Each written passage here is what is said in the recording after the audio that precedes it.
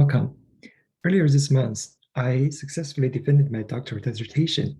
Here's a recap of my research at University of Central Florida, titled Developing a Physics-Informed Deep Learning Paradigm for Traffic State Estimation. I intend to divide this presentation into 3 videos. The first one will cover the intro and mathematical background, and the second video will focus on physics-informed deep learning for traffic state estimation. And the last one will conclude this presentation with analysis on improving PIDL and conclusion and future work. Before I dive into the presentation, I would like to express my gratitude to my advisor, Dr. Sharia Argawal at UCF, and the faculty members of my doctoral committee, Dr. Fu, Dr. Hassan, and Dr. Sun, for their mentorship. Here are the direct research publications and product from this dissertation. I have 3 journal publications and 2 conference proceedings at IEEE and Springer journals. And the next slide shows my other research activities during my time at UCF. So I co-authored 4 other journal publications and presented in 4 conferences as well. As I mentioned earlier, today's presentation will have these 5 major sections. So in the first video, I'll cover the first 2, intro and mathematical background. In the second video, we'll focus on the third section, PIDL for TIC. And the last video, we're covering section 4 and 5.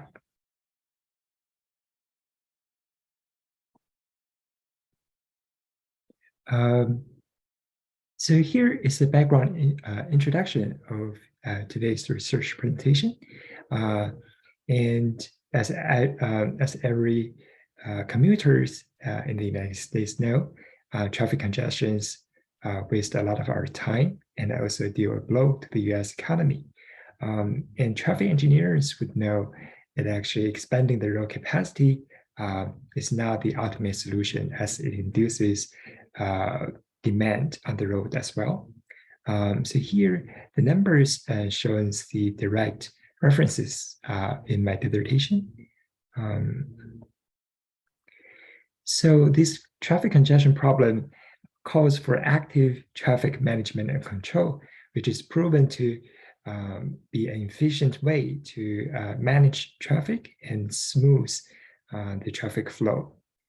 But in order to implement this type of management and control strategies, that calls for precise understanding of the traffic conditions on the road infrastructures.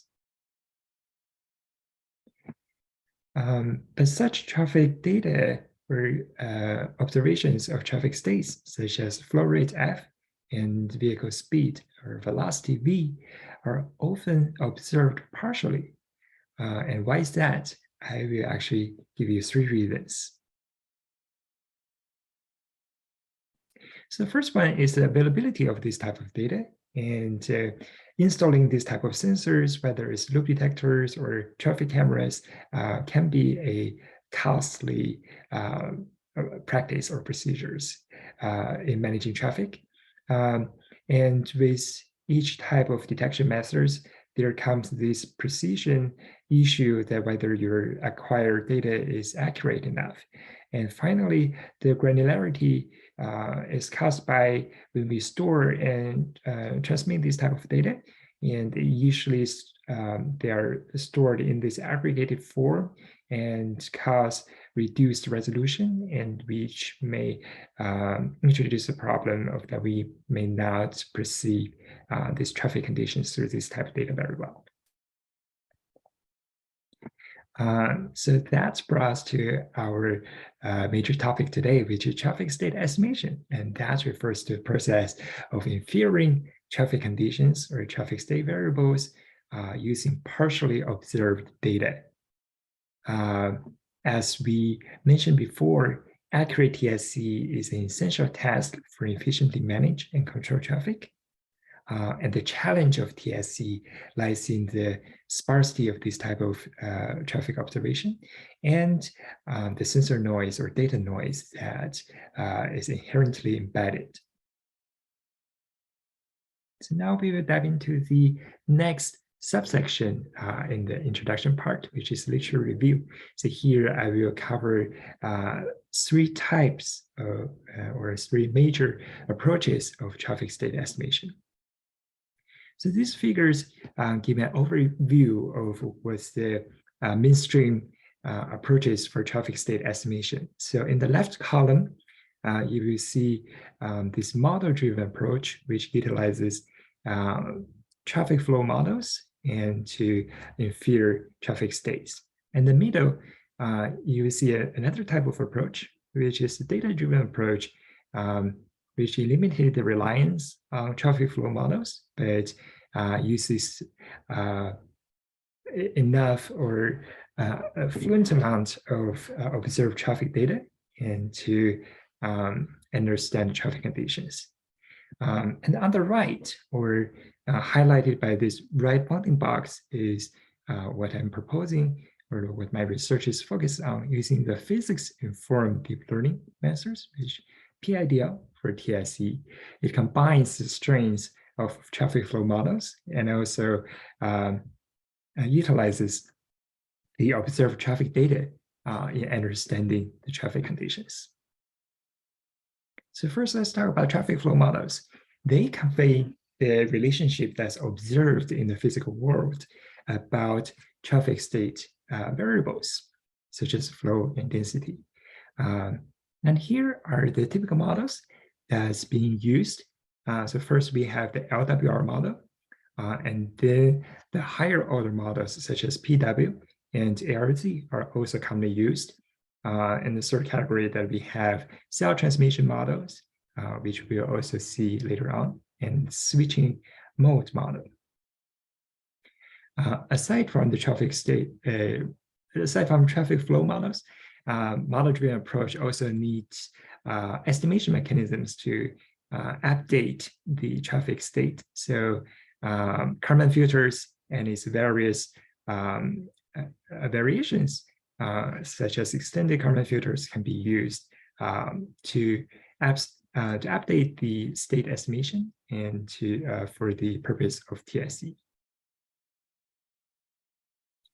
So the good thing, or the advantage of model-driven TSE, is the interpretability, that this is actually a white box approach, that the parameters of the model, we understand what it really means, whether it's the maximum speed or maximum density is easy to interpret.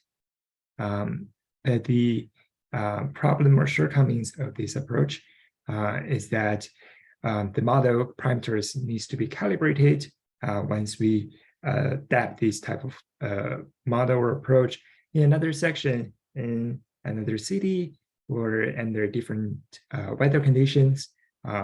Those critical parameters of this traffic flow model will need to be recalibrated. And next, we see data-driven TSE approach. Just as I mentioned, it eliminated the reliance on traffic flow models, but instead use the observed data, or usually a huge amount of observed traffic data, and to derive the flow conditions and to understand traffic state variables, or like what they should be. So come here, give you some commonly used practices, such as RNN, LSTM, for data-driven TSE. So as I mentioned, now in this type of approach, a traffic flow model is not required anymore. But it did come at the cost of a data acquisition of enough traffic observations for training. And this is a black box approach, which may lead us to not fully understand what is going on, or like what this model really means. And here, the certain 4 bullet points here are specific problems that with regard to those type of approaches as well. Before we move on to PIDL for TSE, I also like to talk about the TSE with streaming data in this connected autonomous vehicle environment, as this is a newly developed area in traffic management research. Of course, connected autonomous vehicles has the potential to unlock many traffic management strategies and applications. But the challenges right now is these type of vehicles has a really low penetration rate in the current entire fleet that's on the road right now. And utilizing this type of data, CAV data, they also come with data security and transmission challenges. As the data are usually collected through the roadside units, they will also face some constraints with regarding the computation powers. So let's briefly recap like what we have learned. So the model-driven approach for TSE relies on these traffic flow models, but needs to calibrate the parameters for this model or update traffic flow models with regard to the road conditions, road segments, or specific neural network, road network architectures. And the data-driven approach doesn't really need this type of traffic flow models, but it does rely on a huge amount of historical traffic observations in order to derive the traffic flow relationships. So these poses risk of overfitting and the issue of robustness. So now let's see what the research gap is identified in this dissertation. Throughout the dissertation, I focused on these two research gaps, and the first one is the lack of synergy between data-driven and model-driven approaches of TSE. So as we previously seen in the figure, and that these two types of approaches for TSE have both of the advantages and disadvantages. But there's lack of cooperation of the physical knowledge or from the traffic flow models and the observed data, combining them to better the performance for TSE. And the second research gap that I identified in this dissertation is there's a lack of clarity on the challenges and limitations of physics-informed deep learning, as PIDL is still a newly developed or like rapidly growing area of research. There's not many literature on the challenges and limitations of adopting PIDL, especially in the domain of traffic state estimation. So in this dissertation, we will actually investigate the limitations and challenges of PIDL when adopting it with a hyperbolic flow conservation law or hyperbolic partial differential equation, and see the learning results. And we will also investigate the or propose the strategies to improve the performances. So finally, in the last part of the introduction section, let's see the research plan. So here, I will present the problem formulation. I will present the goals and objectives of the research. I will show you the research tasks or research trusts, and I also conclude this part by listing the contributions of this research. So first, let's see the goals and objectives. So the goal of this research is to develop a robust, resilient, and computationally efficient framework that is capable of online traffic state estimation. And following are the research objectives. The first one is to develop a gray box approach, a gray box physics-informed deep learning paradigm for traffic state estimation. Second is to design experiments mimicking realistic scenarios using partially observed and noisy observations of the traffic. And the third objective is to understand the shortcomings of PIDL for TSC and discuss the mitigation approaches. And lastly, what I want to do is to integrate non-local traffic state as a way of diffusing discontinuity in traffic observations to improve PIDL. As later on, we will see how this consideration of non-local traffic state is actually better reflect the real driving behavior, and that can improve the performance of PIDL for TSC. So next is the problem formulation. So let the capitalized P be a space-time domain, and rho xt represents the value in this field. So on a given road, xi, or the lowercase x, are the discretized homogeneous row segments, and tj are the time intervals. So this figure actually shows you a spatial temporal representation of a field of traffic state. And what this problem of traffic state estimation is, given a subdomain D where the traffic observations are obtained. So given that any xt coordinate pairs in the subdomain D, that we know rho xt. So now these state estimation problems is finding a mapping function f, where we can map rho in the subdomain D to rho in the entire domain P. And we need to find this mapping function, which minimizes the reconstruction cost.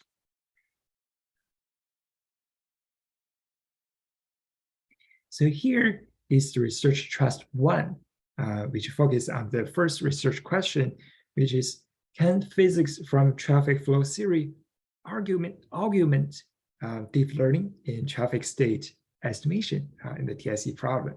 And here we design 3 research tasks, which design a PIDL paradigm and pair that with the LWR traffic flow conservation law and the CTM traffic model, and we will evaluate the PIDL performances in various settings and data collection strategies. And the second research task focuses on the following research questions, in which we investigate which form of LWR, whether it's hyperbolic or parabolic, is better suited for training PIDL for TSC, and what is the effect of an additional diffusion term in training PIDL. And then we ask, what is the limitation of PIDL for TSC? And that brought us to research task 4 and 5, in which we evaluate the PIDL performances with a testbed data and the realistic next generation simulation ngSim traffic data.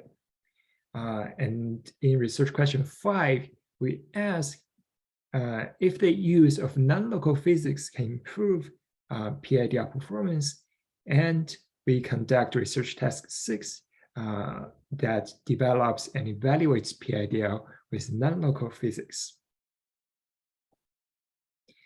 So here, let's recap all the research tasks that we just laid out and the contributions of them. So research task 1 develops this gray box approach and designs various scenarios to test the PIDL performance for TSC with practical considerations of how data is acquired in the realistic settings. And the research task 1 analyzes performance of PIDL while incorporating the hyperbolic and parabolic versions of physics.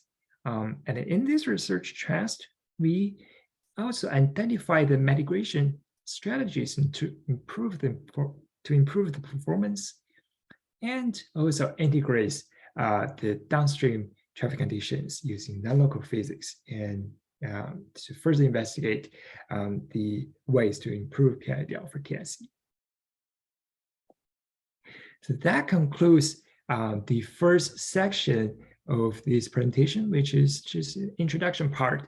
And now let's move on to the second section of this presentation, which is also the second section of the first part of the video, which is mathematical background. So here in this section, I'll cover scalar conservation laws, strong and weak solutions, methods of characteristics, fundamental diagrams, and finally with traffic flow models.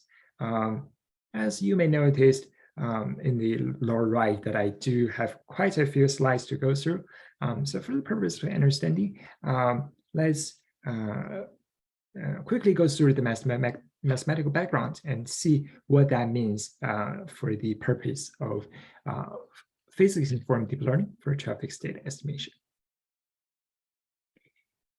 So here, this slide or equation 2 present a general form of scalar conservation law. And if we and the flux functions in this scalar conservation law can take many forms. If that takes the form of lambda u, it will give us this linear advection function or equation as shown in equation 3 here. So the initial value problems of the linear advection function is given by 4, and we'll see its solution exhibited in equation 5. And next one, we want to briefly introduce about the Burger's equation, which is a simple nonlinear partial differential equation, or PDE. So the reason that we want to bring this up is, or we want to emphasize on, is the second order partial derivative terms here, where we see this viscosity term denoted by epsilon and the second order partial derivatives of u with respect to x. If we eliminate this viscosity term, equation 6 will become the implicit Burger's equation, and the solution is given in 8. So again, we want to emphasize the viscosity term is a diffusion term that flattens this discontinuity and ensures a smooth solution. And what that means, we will talk about more in the next subsection, which is strong and weak solutions. So let's quickly recap, like why we talk about scalar conservation laws here, or like why we want to bring up these type of equations. Why do we care about them? Because the quantity of traffic flow is also a conserved quantity that by which we mean a vehicle on the road cannot just evaporate into the thin air if it is go on at the starting point of road section. It has to exit at the end. So the traffic flow is a conserved quantity, and the topics or the ideas that we just covered in this scalar conservation law is about partial differential equations with respect to location x and time t. And we also briefly talk about the viscosity term, which diffuses the discontinuity in the data and ensures a smooth, or later on we will see as a strong solution. So now let's see what it means with strong and weak solutions. So given a initial value problem, which is depicted in equation 9, if a solution to equation 9 is continuously differentiable on the domain omega, it is called a strong solution, or also referred as a classical solution. And sometimes we not always can find this type of strong solution. So sometimes we will eliminate or relax the smoothness requirement to find a weak solution if a strong solution to equation 9 is not possible to be found. So weak solutions can be found even if these type of solutions are not differentiable or even sometimes not even continuous. So what we observe in equation 11 is actually these equation relax the smooth requirement by eliminating the partial derivative terms with respect to x and with respect to t. So we see on the second row of this equation 11 that those partial derivative terms has been eliminated so as to relax the smooth requirement in, for us to be able to find a weak solution in this sense. So next, let's move on to the methods of characteristics. The method of characteristics is used to solve quasi-linear partial differential equations, and by converting these PDEs into ordinary differential equations.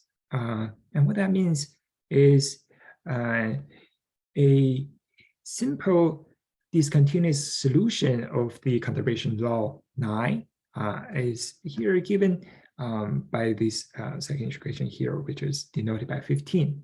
And we see that if the solution on the left, which is denoted by UL, is not equal to the solution on the right, is UR, and now this solution is termed as a shockwave solution.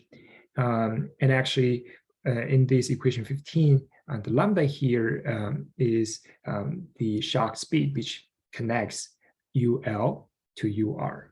And we'll explain more in the next slide here. As we see, like, what is a shockwave solution? So consider this scalar Riemann problem that listed in equation 16, where the initial condition that rho L is smaller compared to rho R.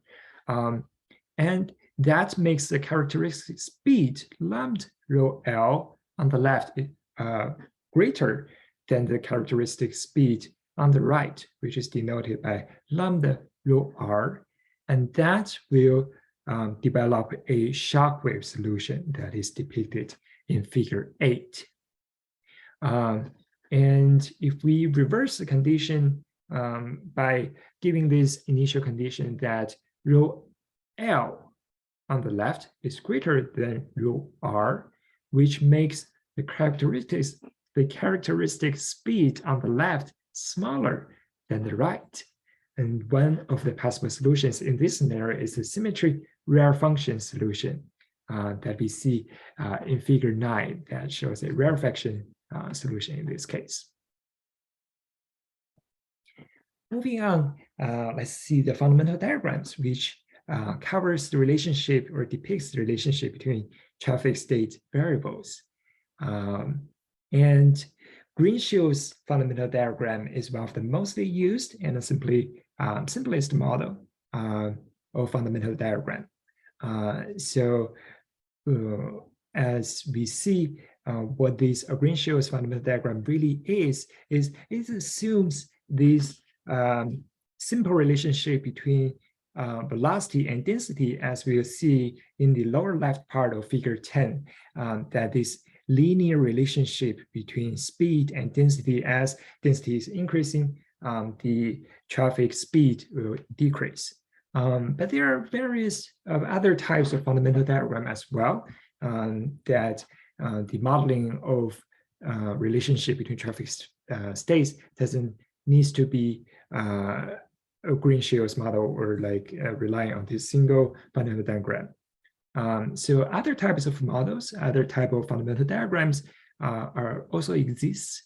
So here, these slides give you the D'Agonzo fundamental diagram, which is characterized by the upper left part of the figure 11, where we see this linear relationship between traffic flow and traffic density.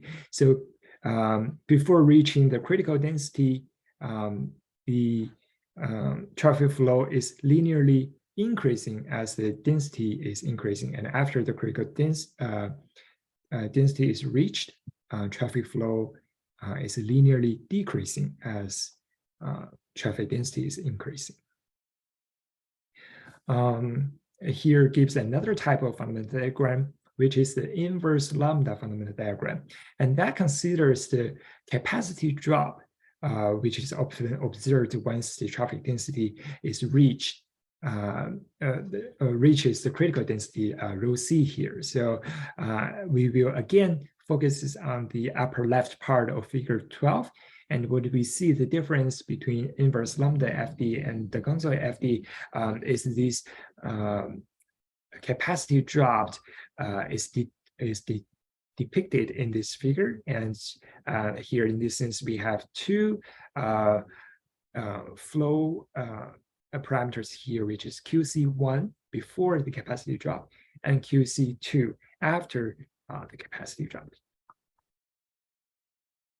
And finally, we'll talk about the traffic flow models in this mathematical background part. And in this subsection, we will talk about LWR traffic flow model, and we also talk about cell transmission model.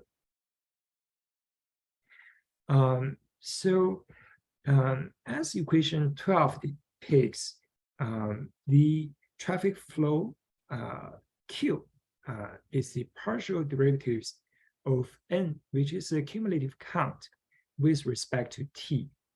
And density rho is negative partial derivative of n with respect to location x. So combining these two parts, when the cumulative count n is differentiable in both time and space domain, that gives us the conservation law of traffic flow, which is shown in equation 23.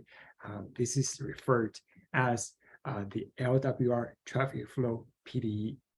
What I want to point out here is equation 23 here doesn't have this diffusion term or second order viscosity term, which makes this PDE, this LWR PDE without diffusion, a hyperbolic PDE. And it doesn't have a strong solution. Next, we will see the cell transmission model, which in this type of model, it represents the traffic by dividing the road into consecutive homogeneous road segments, or in this case, we call it cells. What we see here is actually n represents the number of vehicles in each cell, and y depicts the flow, the vehicle flow between adjacent cells.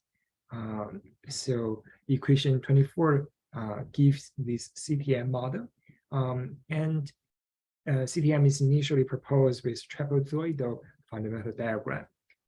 So how we determine or how we relate the traffic flow is given in equation 25 here.